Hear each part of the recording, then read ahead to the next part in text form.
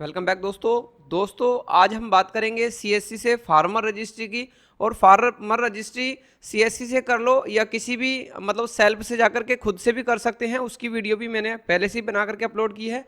सभी का process same है। तो चलिए, कुछ लोगों को डाउट रहते हैं कि किन किन चीज़ों में किन किन बातों का ध्यान रखना चाहिए, तो वो भी हम इस वीडियो में जान लेते हैं। आपको अपने कंप्यूटर में सबसे पहले कोई भी एक वेब ब्राउज़र ओपन कर लेना है। वेब ब्राउज़र ओपन करने के बाद ऊपर आपको लिखना है यूपी। जैसे आप लिखेंगे upfr.agristock.gov.in और अलग अलग स्टेट का अलग अलग हो सकता है। सीएससी पर क्लिक कर देना है। उसके बाद आपको सीएससी आईडी और पासवर्ड डाल करके यहाँ पर लॉगिन कर लेना है। जैसे ही आप मतलब अपना आईडी पासवर्ड डालेंगे या आपने सेव करके रखा है उसे सिलेक्ट करेंगे, कैप्चा डाल करके आपको साइन इन पर क्लिक कर देना है। यहाँ तक का प्रोसेस थोड़ा अलग अलग हो सकता है कंपनियों का, पर यहाँ से आगे का सारा प्रोसेस लगभग सेम ही रहता है। उसके बाद देखिए यहाँ पर लॉगिन हो चुका है। आपको क्या करना है, यहाँ पर आपको कस्टमर का आधार नंबर दे देना है। जिस आधार पर आपको फार्मर रजिस्ट्री करनी है उनका आधार नंबर आप यहाँ पर दे देंगे। और ध्यान रहे, यहाँ पर ओटीपी का एरर देता है तो ऐसा लगता है कि ओटीपी नहीं जा रहा, साइड प्रॉब्लम है, पर उनके आधार में मोबाइल नंबर लगा हुआ नहीं होता है। तो यहाँ पर ओटीपी हमने भेज दिया है, ओटीपी कस्टमर के मोबाइल पर जा चुका है और ओटीपी यहाँ पर टाइप करके हम वेरीफाइड कर लेंगे।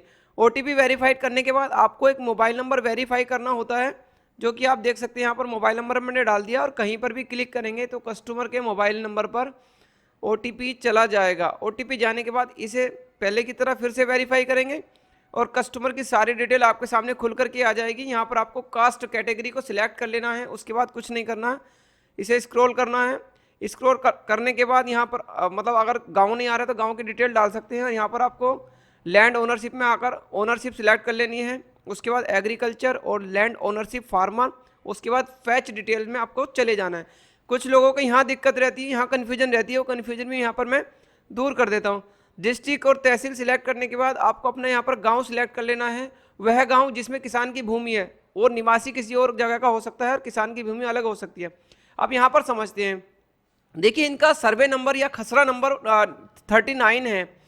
अब 39 हम टाइप करेंगे, आसानी से डिटेल खुल करके हमारे सामने आ जाएगी। अब होता क्या है कि किसी के में मी होता है, मी बटे 3 होता है, मी बटे 4 होता है, तो आपको क्या करना है, हिंदी में सेम मी लिख देना है और सबमिट कर देना। जैसे कि मैंने लिखा है। लिखने के बाद अब आवेदक का जो नाम है, आपके पास जो आवेदक आया है, हालांकि मैं इसे हाइड कर दूंगा, हाइड कर दिया है मैंने, उस आवेदक का नाम सिलेक्ट कर लेना है। सिलेक्ट करने के बाद उनका खुद का नाम और पिता का नाम दोनों शो करता है, उसे आप यहाँ पर सिलेक्ट कर लेंगे। बहुत सारी फर्द मतलब कोई फर्द बहुत बड़ी होती है, उसमें नाम बहुत ज़्यादा होते हैं तो ढूंढने में थोड़ी सी दिक्कत रहती है। तो नाम मिल चुका है, नाम को यहाँ पर सिलेक्ट कर लेंगे। सिलेक्ट करने के बाद आपको क्या करना होता है, देखिए मैं आपको दिखा देता हूँ कहाँ पर सबसे ज़्यादा दिक्कत रहती है। जैसे नाम सिलेक्ट किया, सबमिट कर दिया, और जैसे ही हम वेरीफाइड ऑल डिटेल पर क्लिक करेंगे और जैसे ही हम इस पर क्लिक करेंगे तो डिटेल हमारी वेरीफाई हो जाएगी। और साइड में स्क्रॉल करेंगे तो आपको यहाँ पर दिखेगा, थोड़ा सा यहाँ कर लें, हाँ यहाँ पर कर लेगा ओनर नेम मैच। देखिए यहाँ पर अगर कुछ लोगों का मैच नहीं होता है तो मतलब उनकी खतौनी मतलब उनका फार्मर रजिस्ट्री नहीं होगी। यहाँ पर मैच होना बहुत ज़रूरी होता है। फिर एक नॉर्मल सा स्टेप रह जाता है, रिवेन्यू डिपार्टमेंट फार्मर कंसेंट और ऑपरेटर डिक्लेरेशन, सेव पर क्लिक कर देना है। फिर उसके बाद यहाँ पर केवाईसी हो जाएगी, ओटीपी वाले ऑप्शन पर चले जाना है। तो यहाँ पर भी दिक्कत रह रही है, बहुत टाइम लग रहा है। आज तो लगभग सही चली थी साइट, तो यहाँ पर भी बहुत टाइम लगता है, जो कि मैं मतलब इसे बीच का जो टाइम है वो काट देता हूँ ताकि आपको वीडियो देखते हुए अच्छा लगे। तो आ चुके हैं हम CDAC ई साइन पर। यहाँ पर आपको आधार नंबर दे देना है। TOTP का भी यूज़ कर सकते हैं, पहले आधार M एप्लीकेशन में होता था। तो OTP यहाँ पर देखिए मिस्टेक हो चुकी है, फिर से हमने आधार नंबर डाला, OTP डाला और सबमिट कर दिया। जैसे सबमिट करेंगे, अगर आप सेल्फ से काम कर रहे हैं तो ये डायरेक्ट आपके सामने PDF जनरेट हो जाएगी। अगर आप CSC से काम कर रहे हैं तो आपके सामने CSC का जो पेमेंट गेटवे पेज है वो खुल करके आ जाएगा, आपको पेमेंट कर देना है। आप CSC से करें या सेल्फ करें या किसी अन्य संस्था से करें, कोई दिक्कत नहीं है। सभी का डाटा एक जगह ही इकट्ठा हो रहा है, एक जगह ही एकत्रित हो रहा है। तो यहाँ पर हमारा CSC से पेमेंट हो चुका है। अब कुछ लोगों की यहाँ दिक्कत रहती है फाइनल में आकर के, वो भी समझ लेते हैं। तो क्या होता है, देखिए यहाँ पर हम डाउनलोड, जैसे ही हम क्लिक करेंगे डाउनलोड पर तो हमारे सामने ब्लैंक डिटेल खुलेगी, मतलब सारा पेज ब्लैंक खुलेगा। देख सकते हैं, नई फोटो आ रहा है, ना उनकी एज आ रही है, ना उनकी भूमि का विवरण आ रहा है। तो उस केस में क्या करेंगे, आपको इस नंबर को कॉपी कर लेना है। कॉपी करने के बाद यहाँ पर लिखना है आपको UPFR, मतलब फिर से वही वेबसाइट पर चले जाना है जिस पर हम गए थे, क्योंकि कस्टमर को कुछ ना कुछ प्रिंट देना पड़ेगा। तो यहाँ पर आएंगे चेक इनरोलमेंट पर, इनरोलमेंट नंबर डालने के बाद चेक कर देना है।